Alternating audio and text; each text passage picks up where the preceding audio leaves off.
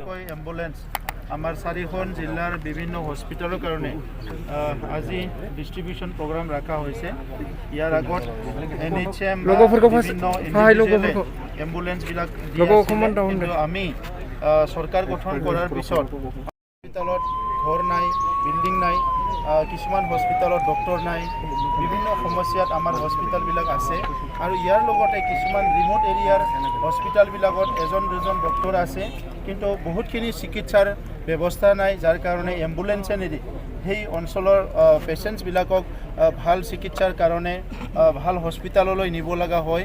কিন্তু এম্বুলেন্সৰ অভাৱত সেই অঞ্চলৰ পেচেণ্টসকলে বিভিন্ন জিয়াটো ভুগিব লগা হৈছে। আৰু এই কথা উপলব্ধি কৰি আমাৰ বড়োলেণ্ড চৰকাৰৰ হেল্থ বিভাগে আজি 15খনকৈ এম্বুলেন্স ডিষ্ট্ৰিবিউশ্যন কৰিছে। মই আমাৰ হেল্থ বিভাগক ধন্যবাদ জনাইছোঁ আৰু আশা কৰিছোঁ এই 15খন এম্বুলেন্স আমাৰ বিভিন্ন হস্পিটেলত দিনে নিশা আমাৰ ছাৰ্ভিচ দিব আৰু আমাৰ পেচেণ্টসকলক সকলো দিশৰ পৰা সহায় কৰিব। মই ইতিমধ্যে হেল্থ ডিপাৰ্টমেণ্টৰ আমাৰ ছেক্ৰেটাৰী কৈছোঁ যে যিকেইজন ইয়াত ড্ৰাইভাৰ হিচাপে কাম কৰিব তেখেতসকলক ভাল ট্ৰেইনিং দিব লাগে, ভাল মটিভেশ্যনেল ক্লাছ দিব লাগে, যাতে পেচেণ্টসকলৰ লগত কোনো দুৰ্ব্যৱহাৰ নকৰে, কোনো মানুহৰ লগত দুৰ্ব্যৱহাৰ নকৰে আৰু পৰাপক্ষত তেখেতসকলে ৰাইজক যাতে ছাৰ্ভিচ দিয়ে, ৰাইজক যাতে ইগন'ৰ নকৰে, ইয়াৰ কাৰণে ট্ৰেইনিং দিবৰ কাৰণে মই অনুৰোধ কৰিছোঁ। আজি বড়োলেণ্ডত আমি সকলো বিভাগতে নতুন এটা জাগৰণ আনিব বিচাৰিছোঁ। এগ্ৰিকালচাৰ বিভাগটো আমি যোৱাবাৰ আগৰ সময়ত যদি 10% হৈছে, এতিয়া আমি 70%লৈ কাম আগবঢ়াই লৈ যাব বিচাৰিছোঁ। এডুকেশ্যনত যদি আগতে 5% হৈছে, এতিয়া 95%লৈ আমি কাম আগবঢ়াই লৈ যাব বিচাৰিছোঁ। আমাৰ ইনফ্ৰাষ্ট্ৰাকচাৰ, আমাৰ এমপ্লয়মেণ্ট সকলো কাম কাজ ঠিকমতে কৰাৰ কাৰণে ইতিমধ্যে আমাৰ আঁচনি তৈয়াৰ কৰা হৈছে। কেন্দ্ৰীয়ৰ পৰা বহুত মন্ত্ৰী আহিছে, তেখেতসকলে আমাক কথা দিছে কি আমাৰ যিবিলাক প্ৰব্লেমবিলাক সমাধান কৰিব। অসমৰ মুখ্যমন্ত্ৰী ডক্টৰ হিমন্ত বিশ্ব শৰ্মা ডাঙৰীয়াই দিনে নিশে আমাৰ খবৰ লৈ আছে, আমাৰ কাম কাজবিলাক কেনেকৈ চলিছে, আমাৰ চৰকাৰখন কেনেকৈ চলিছে, বিভিন্ন আজি ক'ভিডৰ পৰা আদি কৰি বিভিন্ন সমস্যা কেনেকৈ চলি আছে, দিনে নিশা আমাক খবৰ লৈ আছে। আৰু আমি আশা কৰিছোঁ তেখেতৰ নেতৃত্বত অসমৰ অইন জিলাবিলাক যেনেকৈ আগবাঢ়ি যাব, আমাৰ বড়োলেণ্ডৰ 4খন জিলাও সকলো বিভাগতে আগবাঢ়ি যাব পাৰিম বুলি আমি আশা কৰিছোঁ। গতিকে আজি শুভ দিনত বিশেষকৈ আজি আমাৰ 15খনকৈ এম্বুলেন্স আজি আমাৰ পেচেণ্টসকলৰ উদ্দেশ্যে আজি ডিষ্ট্ৰিবিউশ্যন কৰা প্ৰগ্ৰামত মই সকলোকে ধন্যবাদ জনাইছোঁ। আৰু অনাগত দিনত আমাৰ হেল্থ ইনফ্ৰাষ্ট্ৰাকচাৰ টনকিয়াল কৰাৰ কাৰণে অসম চৰকাৰ, ভাৰত চৰকাৰৰ সহায় লাগিব। আৰু আমি সকলো চেষ্টা কৰিব বিচাৰিছোঁ যাতে কোনো পেচেণ্টে নিজৰ ওচৰৰ হস্পিটেলটো এৰি পেলাই দূৰত যাব লগা নহয়। সৰু সুৰা বেমাৰ হ'লে নিজৰ চাব ডিভিজন, নিজৰ ডিষ্ট্ৰিক্টতে যাতে ট্ৰিটমেণ্ট হ'ব পাৰে, ইয়াৰ কাৰণে অহা 2 বছৰৰ ভিতৰত প্ৰত্যেকটো চাব ডিভিজনত এখনকৈ হস্পিটেল য'ত ICU থাকে তেনেকুৱা হস্পিটেল আমি গঢ়ি তুলিব বিচাৰিছোঁ। আৰু ইয়াত আমি আমাৰ চৰকাৰৰ তৰফৰ পৰা যিখিনি কাম কৰিব লাগে আমি কৰিবলৈ সাজু আছোঁ।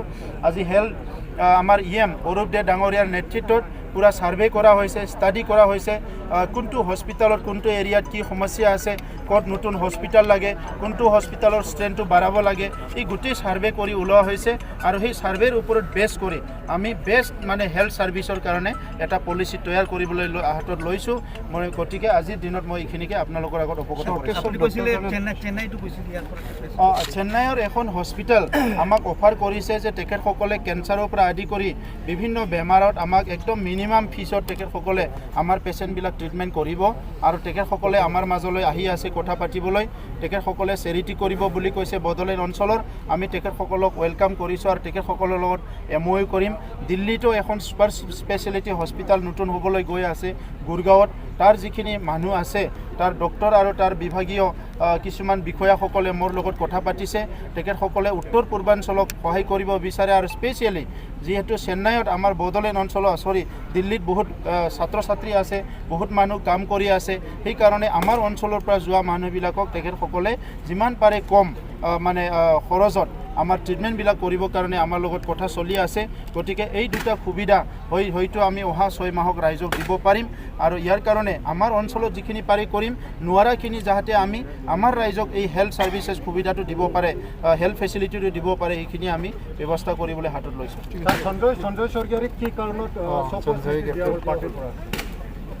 আজিতো আমি এম্বুলেন্স 15খন ইয়াত ডিষ্ট্ৰিবিউট কৰিলোঁ। এই শুভ দিনত মই বেলেগ কথা ক'ব বিচৰা নাই, আপোনালোকে বেলেগ টাইমত সুধিব, বহুত দীঘলীয়া কথা ক'ব লগা আছে। অকল তেখেত নহয় আৰু কোনোবা যিসকলে ইনডিচিপ্লিন কৰিছে, এতিয়া তেখেতসকলৰ ওপৰত চবৰ ওপৰতো পাৰ্টীয়ে ডিচিপ্লিনাৰী একশ্যন ল'ব। কাৰণ উইদাউট ডিচিপ্লিন না ফেমিলি চলিব পাৰে, না সমাজ চলিব পাৰে, না দেশ চলিব পাৰে, না পাৰ্টি চলিব পাৰে। গতিকে পাৰ্টি লাগেই বুলি পেলাই আমি উইদাউট ডিচিপ্লিন বা ডিচিপ্লিন নোহোৱাকৈ যিকোনো কাম কৰিবলৈ আমি সাজু নহয়। ইয়াত ডিচিপ্লিনাৰী একশ্যন হ'বই। যোনে ভুল কৰে চৰকাৰতো হ'ব, কোনোবা যদি বিষয়া ডিউটি নকৰে ইয়াক ছাছপেণ্ড কৰা হ'ব। ঠিক তেনেধৰণৰ পাৰ্টিটো যদি কোনোবা গড়বড় কৰে সেয়াৰ ওপৰতো একশ্যনটো হ'বই। আমাৰতো কৈছে না ষ্টেটতো ষ্টেটেহে ক'ব, আমাৰতো হ'ব বেছি দিন নাই আৰু আমাৰতো কিছুমান ঘণ্টাৰ পিছতে হৈ যাব আৰু।